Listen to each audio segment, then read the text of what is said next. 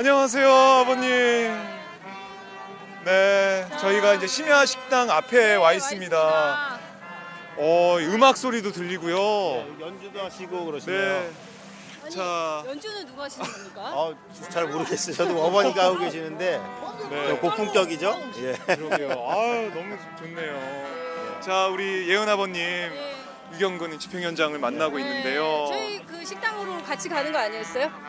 이제 네. 아직 준비 중이고요. 아, 네, 좀 얘기 나누다가 한번 가보죠. 네. 시민들이 저 행진 끝나고 네. 내려오실 때 아, 10시 반이 좀 넘어야 될 겁니다. 네, 예, 그렇군요. 정말 저는 이 현수막에 적힌 글귀를 보고 좀 울컥했어요. 고생했어요, 고마워요, 같이 힘내요. 서로 서로에게 하는 얘기죠. 그러니까요. 서로 서로에게 이렇게 서로 고마워하고 격려하고 네.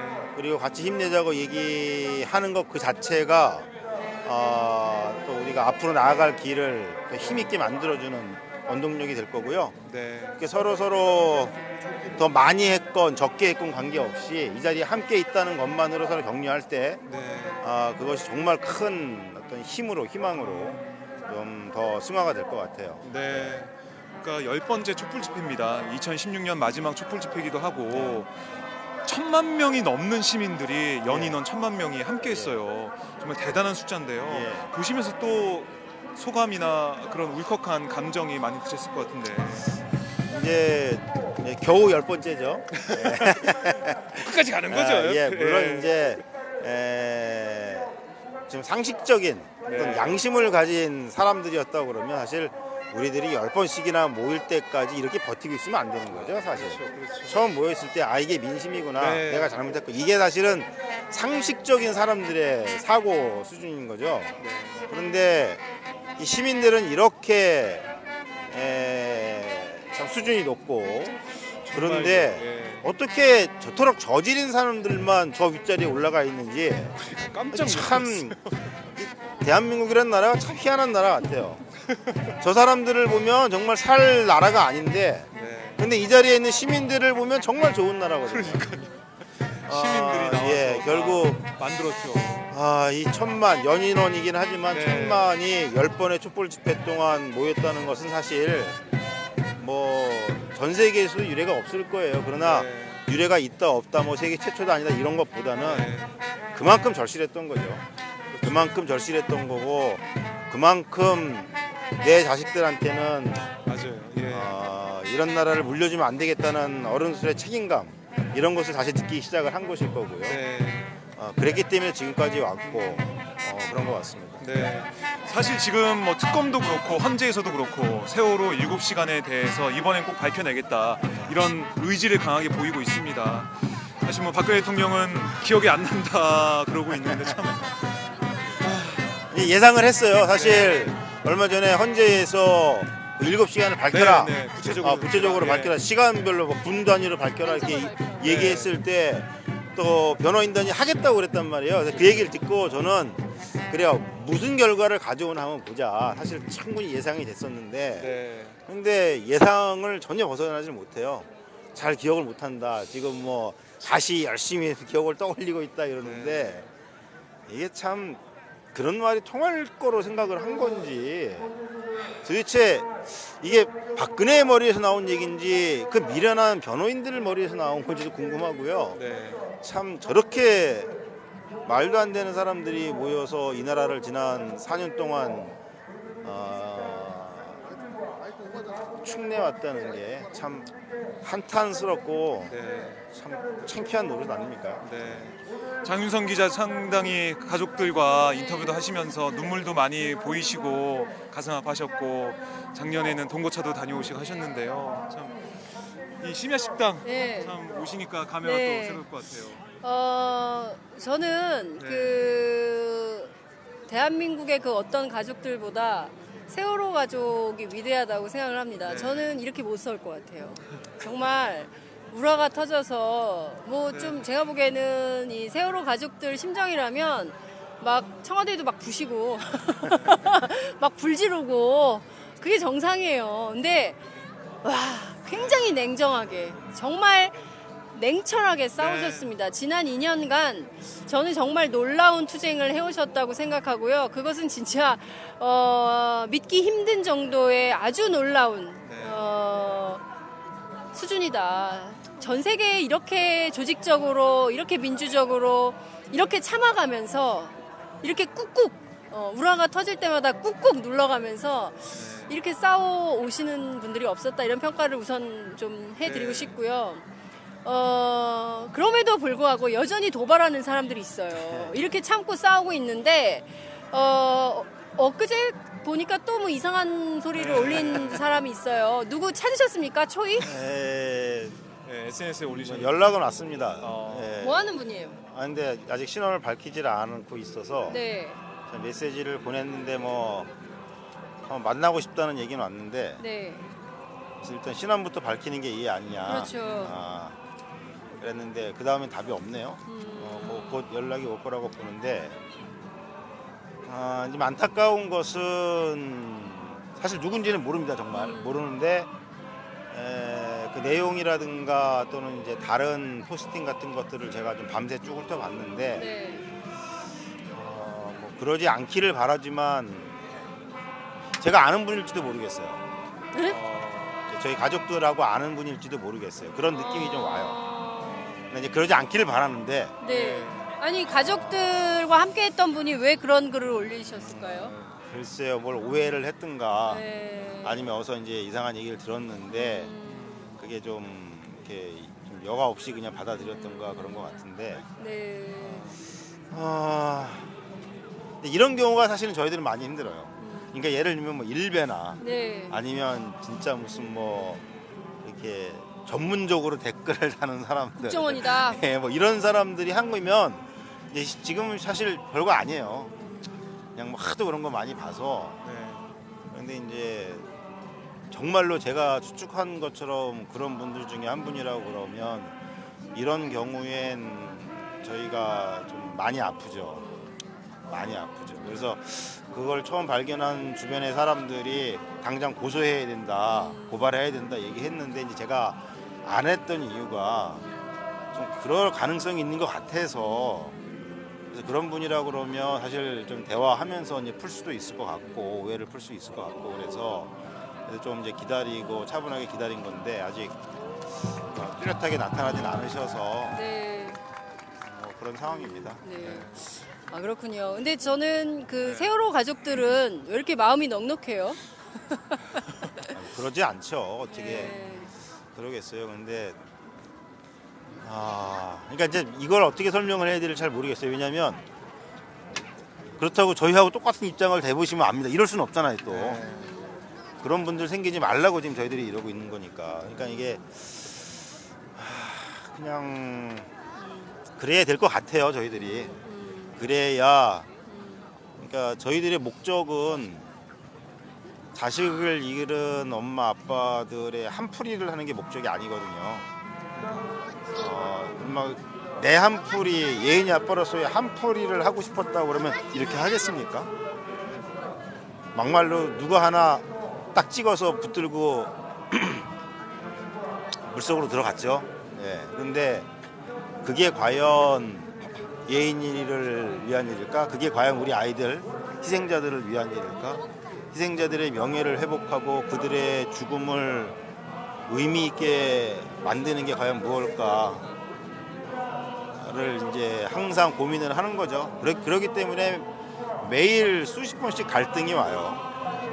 그런데 항상 질문을 하는 거잖아요. 지금 내가 하려고 하는 게, 내가 말하려고 하는 게 나를 위한 거냐, 예은이와 우리 아이들을 위한 거냐를 항상 묻는 거고요.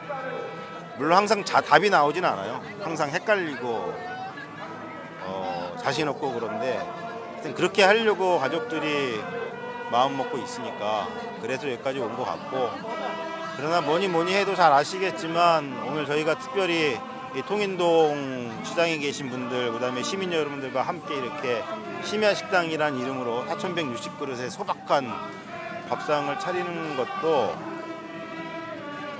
저희들이 아무리 엄마 아빠라고 하더라도 저희들만의 힘으로 올 수 있었겠습니까?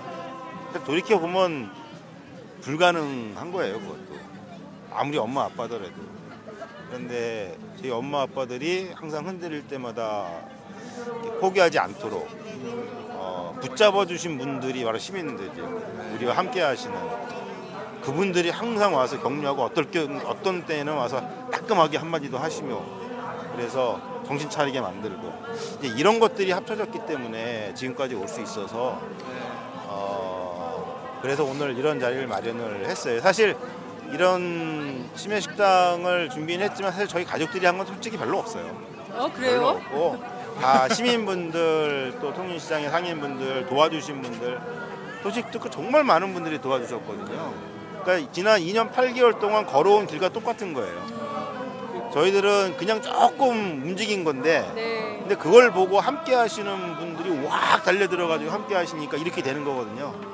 그래서 지난 2년 8개월의 축소판이 오늘 심야 식당이 아닌가 생각을 하고, 얘기 꺼낸 김에 좀 길게 네. 네, 한 말씀만 네. 더 네. 드릴게요. 지금도 이제 청운동으로 왔는데요. 네. 뭐 다들 기억하시겠습니다만 그 청와대 앞에 100m까지 네. 저희들이 갔을 때 네. 그때 정말 절절히 느낀 게